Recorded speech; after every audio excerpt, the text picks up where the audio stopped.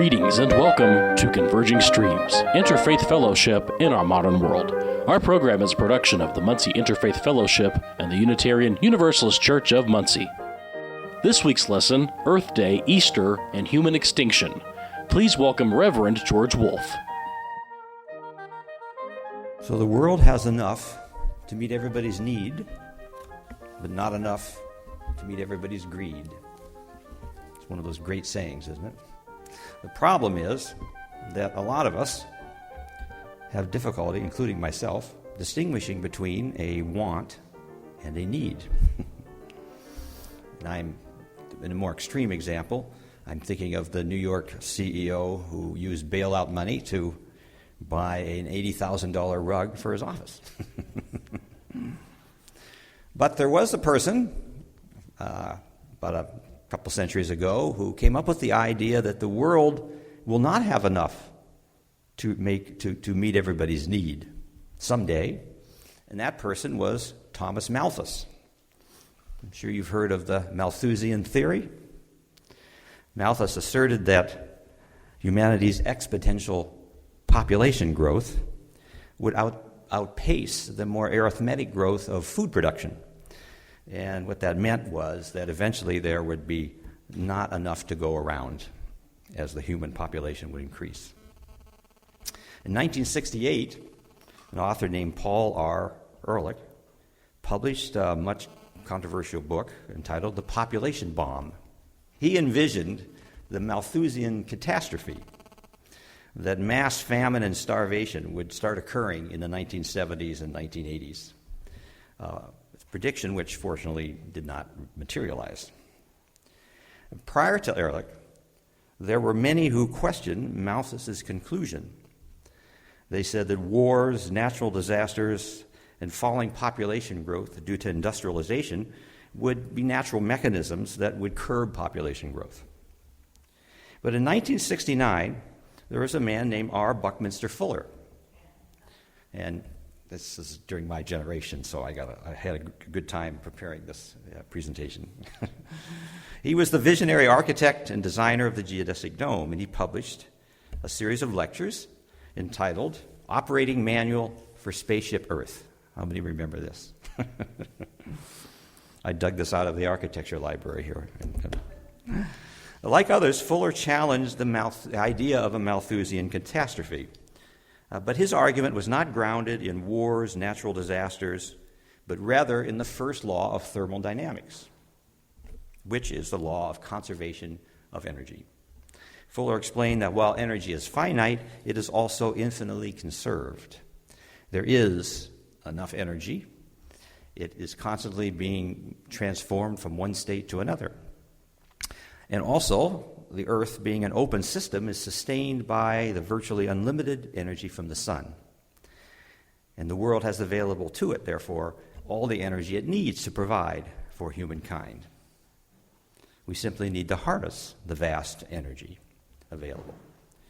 In Fuller's words, the main engine of Spaceship Earth, quote, the life-giving regenerative processes must operate exclusively on our vast daily energy income from the powers of wind, tide, water, and the direct sun radiation energy. That was 40 years ago, and now we're finally getting around to figuring that out. This, by the way, would be the 40th year anniversary of the publication of his operating manual. Fuller further asserted that complex systems behave in ways that cannot be predicted by their individual parts. This was a concept he called synergy. And Fuller observed this at work in the universe and in the evolution of life. He saw the universe as a perpetual motion process that was evolving without beginning or end. Life, therefore, is regenerative by nature, and it should be humanity's goal not to compete for resources, but rather capitalize on the Sun-Earth system's synergy and regenerative power. Now, I often think that Fuller was merely asserting an ancient idea, only using 20th century scientific jargon. The Native American author that I quoted in the readings expressed it less scientifically when he said, everywhere life is renewed. And we are speaking of something very sacred, although it happens every day. America's great natural philosopher Henry Thoreau, in observing the breakup of the ice on Walden Pond during the early spring, expressed it more poetically with the words, "Walden was dead, but is alive again." Indeed, it is fitting that Earth Day falls so close to Easter, as we celebrate the wondrous and sacred resurrection of life each passing year. I guess the most prominent story to laud the regenerative power of creation, though, goes back to an ancient myth called the phoenix. This was the bird, the great bird with wings of fire, flying out of the sun, journeying to earth. It would then die through cremation, cremating itself, and resurrect out of its own ashes to begin a new life cycle, concluding with the ascent back to the sun. The oldest meaning of this myth dealt with the movement of the sun through the sky. The idea was that when the sun sets in the evening, it as if dies, and in the morning it rises again. In the ancient world, it also provided a explanation of how fire came to earth. But later, the phoenix myth came to reflect the ancient view that creation was self-sacrificial by design. Alan Watts, in his book Myth and Ritual in Christianity, quotes, "Living things live by killing and devouring other forms of life. Life, in the generic sense, sacrifices itself to itself in order to perpetuate itself. Every creature that is killed offering itself in sacrifice." This must have been a great paradox in ancient times, the idea that life was actually sustained through death, and that was embodied in the phoenix myth, conveying the notion that life is not an end to life, but rather a means through which it is transformed. Or we could say life energy is not lost, it is merely transferred. It was believed that humans had a dual nature, a lower animal nature, a higher spiritual nature. And while we are bound in the physical body, we are destined to ascend, to realize our higher spiritual nature, and return to our heavenly home. But one did not have to wait until physical death to experience one's higher spiritual nature. We simply had to undergo a time of adversity, a trial of life, a baptism by fire, as they say, which would awaken our higher spiritual nature, bestowing on us new life and the realization that the soul exists autonomously from the body. Such an experience would cause one to die within, so that a person would, as if, be born a second time.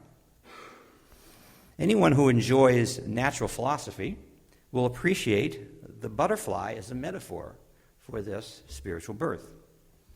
The butterfly spends its first portion of life crawling on the earth as a caterpillar, after which it enters a cocoon, and from a seemingly lifeless state emerges as a glorious creature, ascending to enjoy its new domain and its power of flight.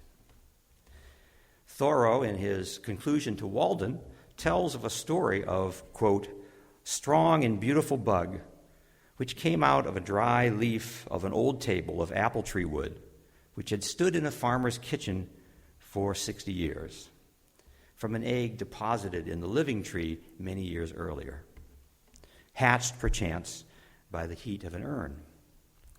He then asked the question, who does not feel his faith in resurrection and immortality strengthened by hearing of this? Most certainly long ago, someone must have pondered the question, are humans capable of such a metamorphosis? Not physically, of course, but psychologically and spiritually. To fully appreciate, let's skip that. Well, the story of the phoenix is most known as an Egyptian myth. It is perhaps the most pervasive myth in the ancient world. It is also found in Russian mythology, where it's known as the firebird. If you've heard or seen the ballet of Firebird or heard Stravinsky's Firebird Suite, it was written as music to accompany the ballet version of that myth. The oldest written rendition of the phoenix, though, is found in the Rig Veda, a Hindu scripture, where it is referred to as the sunbird. And in the verses of the Rig Veda, it describes the sunbird soaring in the sky like an eagle. then ascending to earth. And when it ascends to earth, it flies into the womb of Yama. Now, in Hindu mythology, Yama is the god of death. And then it comes out of the womb of Yama and ascends back into the sky, where it is achieving its glorious status, looking like sunlight. In that passage in the Rig Veda, that eagle image struck me as interesting, because we find the same symbol in the Hebrew scriptures when it is expressed as spiritual ascension. In the book of Exodus, God says to the ancient Israelites, quote, "I bore you up on eagle's wings, and I brought you to myself." But what was most odd to me about that Hindu passage was that the god of death, Yama, has a womb. I mean, what in the world is the god of death doing with a womb? A womb is associated with birth, you see. Well, the answer most given is that death here is not viewed as an end, but as a means of renewal. As the leaves die in the fall, only to nourish the soil in preparation for the rebirth of spring. Beyond the symbol of the eagle, in Christianity, it appears that the Christ figure in the Gospels is the sunbird, but given human form. Myth and history there are united there and expressed through the life of a person. The Christ figure in the Gospels is a person, therefore, of both myth and history. For like the phoenix, he dies, resurrects, and ascends back to heaven, the ascension corresponding to the flight of the sunbird back to the sun. I found it fascinating how it seems like you have in ancient times you have myth and then you have history kind of separated. But if you go through, as you enter the more religious writings, especially in the Jewish tradition, you get this integration of myth and history to the point where sometimes you cannot be sure where history leaves off and myth begins. Several years ago, I realized that there was a connection between this self-sacrificial message of the phoenix, the miracle of Easter, and the teachings of Buckminster Fuller. The emerging model for interdisciplinary studies in the 1960s and 70s was known as general systems theory. And as a general systems theorist, Fuller saw the universe as regenerative, able to perpetually renew itself. Practically speaking, we see this in the changing of the seasons and in ecosystems as they recover from fires and natural disasters. We further see it in our own lives as we cope with and strive to overcome personal disappointments and tragedies. Christopher Reeves may have played Superman in the popular movie series, but his true strength was revealed in his efforts to transform his life after his paralyzing accident and constructively lobby for stem cell research, which has the potential to regenerate human cells. So to prevent our demise, we must commit ourselves to sustainability. We must intelligently manage the Earth's resources and seek new technologies to power our civilization as Buckminster Fuller called us to do 40 years ago. And finally, we must live according to our needs, not according to our greed. Thank you for listening to Converging Streams, Interfaith Fellowship in Our Modern World. Our program is a production of the Muncie Interfaith Fellowship, with content and financial support from the Unitarian Universalist Church of Muncie and technical support from radio stations WCRD and Work FM. Most importantly, we thank you, our listeners and followers, for your support. To connect with Converging Streams, including listening to our entire catalog of past programs, getting our latest new content, and making your own contribution to this program, visit our website, convergingstreams.org. Converging Streams is produced by Tony Piazza, George Wolf, and Thomas Perchlik. Thank you for listening and have a pleasant week.